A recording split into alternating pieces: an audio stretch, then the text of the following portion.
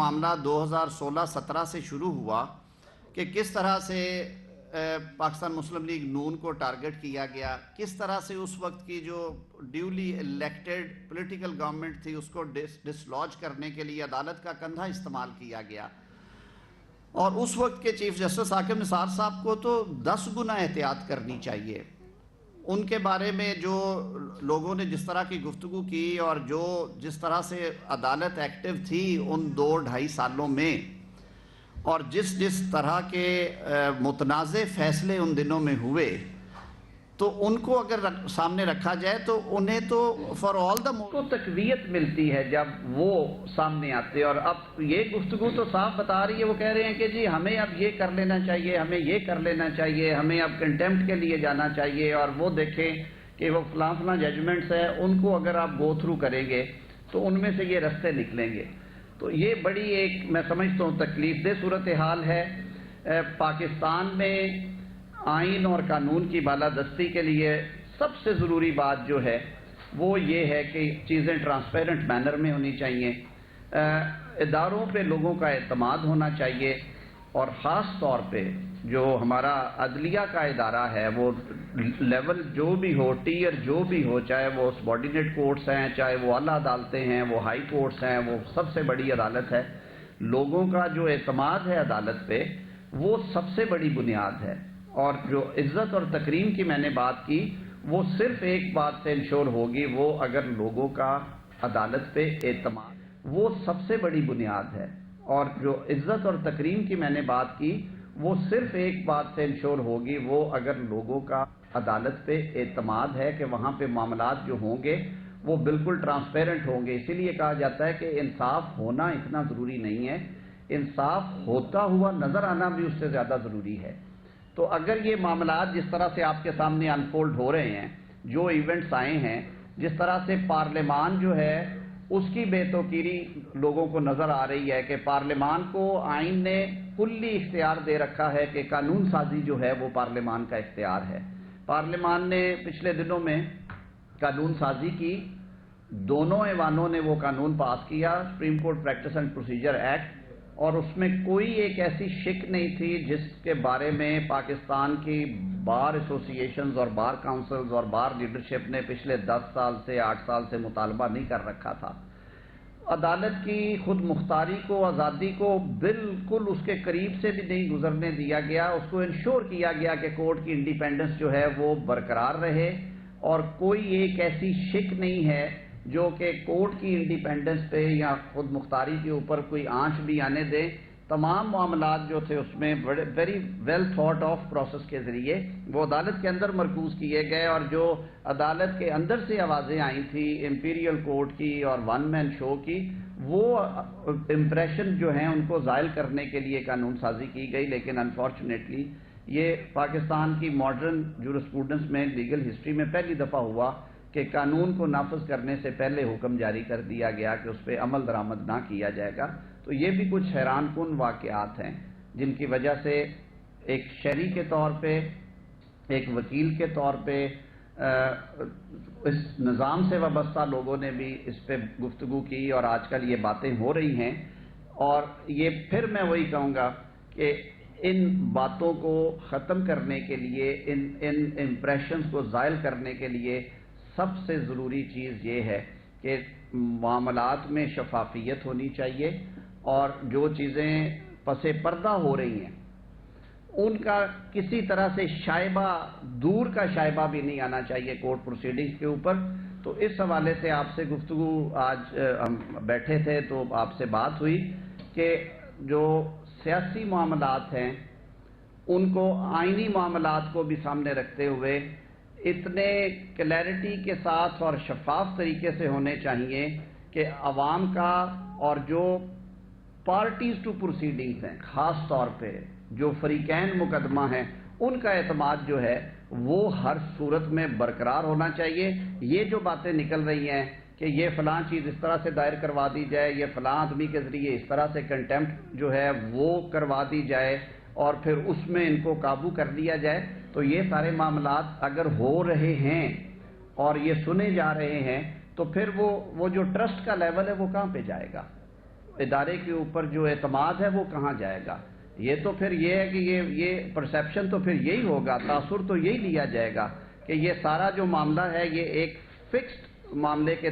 طور پہ لیا جا رہا ہے، چاہے وہ ایک سیاسی فریق ہی لے رہا ہے اور اس سیاسی فریق کی یہ خواہش ہے۔ تو میں سمجھتا ہوں کہ یہ اب بہت بڑا امتحان ہے ادارے کے لیے کہ وہ اپنے ایکشنز کے ذریعے سے،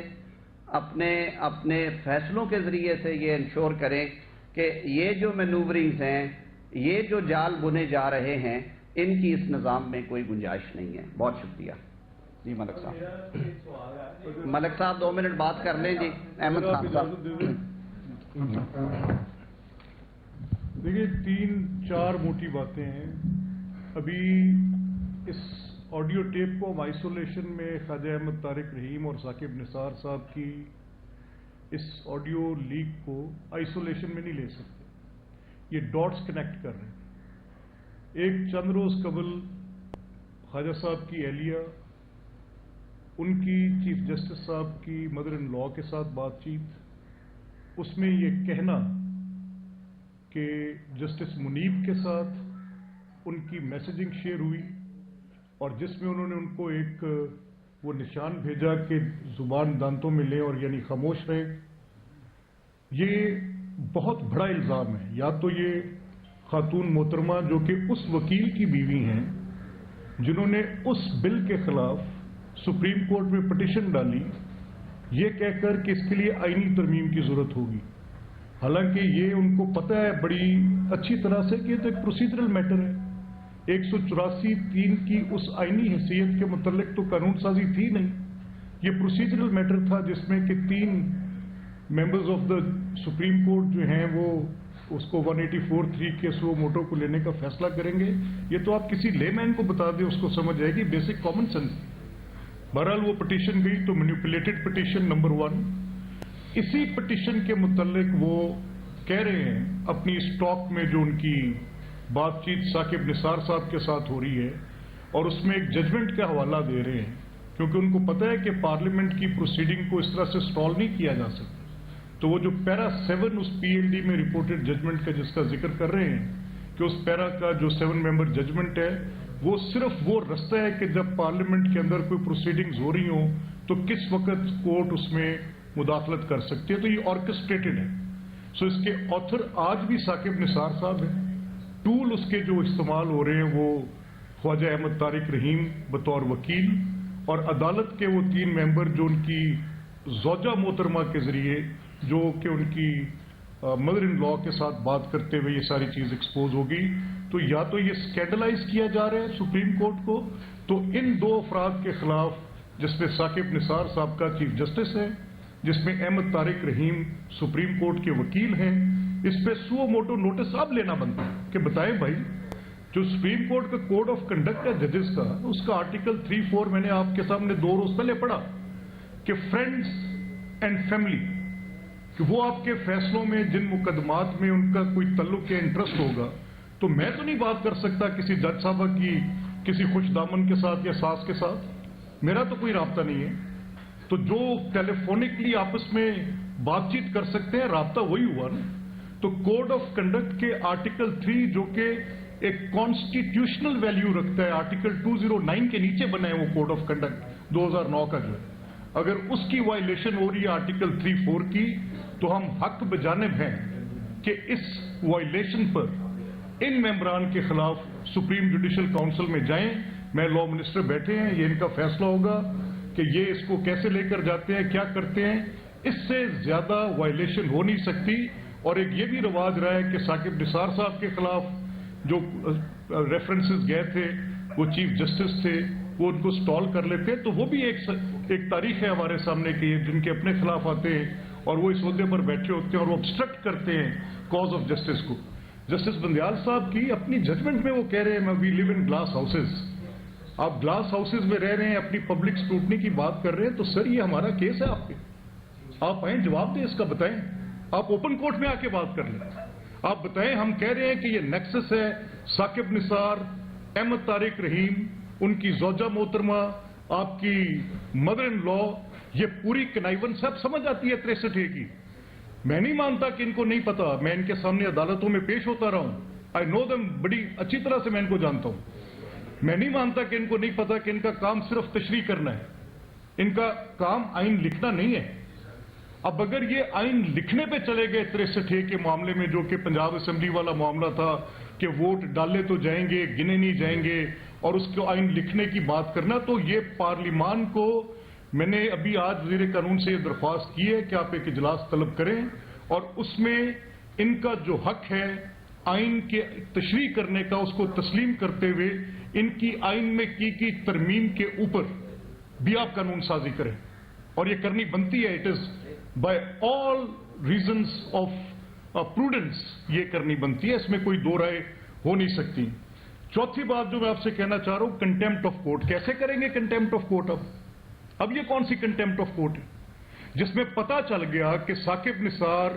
یہ کہہ رہے ہیں کہ توہین عدالت, وہ توہین عدالت جب کہی گئی تھی, توہین عدالت میں جب سزائیں دی, ہم نے دیکھی کس طرح سے پولیٹیکل ورکرز کو سزائیں دی گئی توہین عدالت میں. اب یہ ایک ایسی بات ہے جس پہ میرا مصمم یقین ہے کہ یہ اگر بات وہ ایونٹس اس کے اگینسٹ ہو رہے ہوتے تو ہم بات نہ کرتے. ا پرسن کین لائے, میں آپ سے جھوٹ بول لوں گا, کوئی اور جھوٹ بول لے گا, اپنے طمع نفسی کے تحت, اپنے مفاد کی خاطر, اپنے سیاسی نظریے کی خاطر آپ جو بات کریں گے اس سے آپ کا اتفاق ہو سکتا ہے, نہیں ہو سکتا. لیکن ایونٹس ڈونٹ لائے, واقعات جھوٹ نہیں بولتے. کیا یہ واقعہ نہیں کہ 63A ری رائٹ کیا گیا؟ کیا یہ واقعہ نہیں کہ سپریم کورٹ کے اندر وہ معاملات جو سیاسی معاملات تھے, ایک نہیں پوری فہرست ہے ان کو وہاں پر طے کرنے کی کوشش کی گئی؟ کیا یہ واقعہ نہیں کہ کوڈ آف کنڈکٹ کی سریحن آرٹیکل 3 اور 4 کی وائلیشن کی گئی؟ کیا یہ واقعہ نہیں کہ سپریم جوڈیشل کاؤنسل میں دائر کیے گئے ریفرنس میں ایک معزز جج صاحب کے اوپر بڑی کرپشن کے الزامات لگے, ان کے نیٹو ٹاؤن میں ان کی پراپرٹیز, سینٹ جانز پارک مہنگی ترین جگہ ہے یہاں پر, یہ لاہور فورٹریس کے سامنے, ان میں ان کی کروڑوں روپے کی بنتی اس بنگلو کے اوپر ان کے اوپر الزام لگا کہ کہاں سے آئے, and you make him sit on the same bench and tell کہ میں پیغام دے رہا ہوں یہ ٹیکس میٹر ہے. اور وہی میٹر اسی طرح کا جس میں کرپشن کے الزامات نہیں تھے, نان ڈسکلوجر کی بات تھی, اس پہ آپ نے کہہ دیا کہ یہ ٹیکس میٹرز ہیں ایز پر ایز یہ جو اپنا جسٹس مظاہر اکبر نقوی کے, اور اسی طرح کی بات پر آپ قاضی فائز عیسیٰ صاحب کے جسٹس کے معاملے میں کہتے ہیں کہ یہ سپریم جوڈیشل کاؤنسل میں کیس چلے گا. کیا یہ دوری بالکل ایک ڈفرنٹ لینس نہیں ہے ٹو سی دا میٹر؟ میری یہ درخواست ہے کہ یہ چھوٹی باتیں نہیں ہیں. آج ہم ایک انتہائی مشکل صورتحال سے گزر رہے ہیں, اور مشکل کیا ہے مجھے پتہ ہے. میں نے فائنینشیل پروسیجر کا چیپٹر میں پچھلی 4 اسمبلی سے اس کی الف سے لے کے یہ تک اس کو دیکھتے ہیں ہم روز کہ ووٹنگ کرنا پارلیمنٹ میں ممبرز کا حق ہے, and we vote in every year, budget ہم ووٹ کرتے ہیں. اب مجھے یکدم پتا چلا ہے کہ نہیں, یہ ان کا حق نہیں ہے. آرٹیکل 79 ریڈنڈنٹ, آرٹیکل 81, 82, 83 متروک, آرٹیکل 84(3) اس پاکستان کے آئین کا حصہ ہی نہیں ہے, آپ اس کو اتار کے پھینک دیں. These articles does not exist in the Constitution of Pakistan as per Supreme Court of this. Supreme court کیا کہہ رہی ہے کہ ممبر کا فائنینشیل میٹر پہ, گرانٹ پہ, کسی بھی ایسے پروسیجر میں جس میں پارلیمان کا اختیار ہے, کوئی اختیار نہیں, یہ اسٹیٹ بینک اور فائنانس منسٹری خود سے کر دے. بھئی what is this? Is this supreme court? 3 سوالات کے جواب چاہیے. Above constitution, is this mandate of the supreme court to write the constitution, or is this their right to dictate the parliament کہ ایکس پوسٹ فیکٹو اجازت آپ دے دیں, میں آپ کو حکم دے رہے ہیں کہ یہ آپ نے کرنا اور ایکس پوسٹ فیکٹو دیں. بھائی میں نہیں تسلیم کرتا یہ بات کہ آپ ایک شک کو آئسولیشن میں پڑھ لیں. آرٹیکل 224 پورا پڑھنا پڑے گا. 90 روز میں انتخابات, شاید فریمرز آف دا کانسٹیٹیوشن نے یہ انویسیج نہیں کیا تھا کہ پولیٹیکل ایکسپیڈنسی کی خاطر کوئی ایک شخص پاکستان کے انتخابی نظام سے لوگوں کا اعتماد اٹھانے کی خاطر,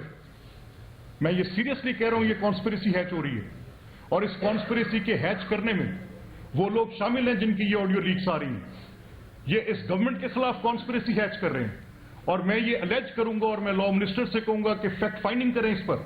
کہ کیا یہ ججز کی اپوائنٹمنٹ کو سٹال کرنے کے لیے تو نہیں کیا جا رہا, क्या आप फिर 2 जज तो नहीं मांगे जा रहे? क्या ये सुप्रीम कोर्ट की अंदरूनी सियासत आपका गला काटने के लिए तो नहीं की जा रही? क्या ये इसलिए तो नहीं हो रही कि किसी एक टिल्टेड साइड ऑफ बेंच के बाकी appointments, I am Cognizant of so many details, तो मैं तो बात खुल के कर दूंगा, मेरे पास तो सारी बात है कि कैसे हुआ और क्यों हुआ। सो मीनिंग बाय हम ये कह रहे हैं कि इस मुल्क में कॉन्स्टिट्यूशनल ब्रेकडाउन ना करें। ये हो नहीं सकता कि आप आज वफाक में एक पूरी हुकूमत अपनी पूरी अमलदारी से बैठी हो, 2 महीने पहले, साल पहले बात होती, असेंबली टूटती, मैं डंके की चोट पे जितना बड़ा मर्जी नुकसान होता, चाहे जितना मर्जी कोई और मामला होता, मैं कहता कि 90 रोज में इंतखाबात, आइन का हुक्म है, इसको करें। पर 2 माह कबल, 3 माह कबल जब आप जनरल इलेक्शंस में जा रहे हैं, एक तरफ आप वफाकी हुकूमत रख के इलेक्शन कराएं और ये बैरियर आप क्रॉस भी कर लें,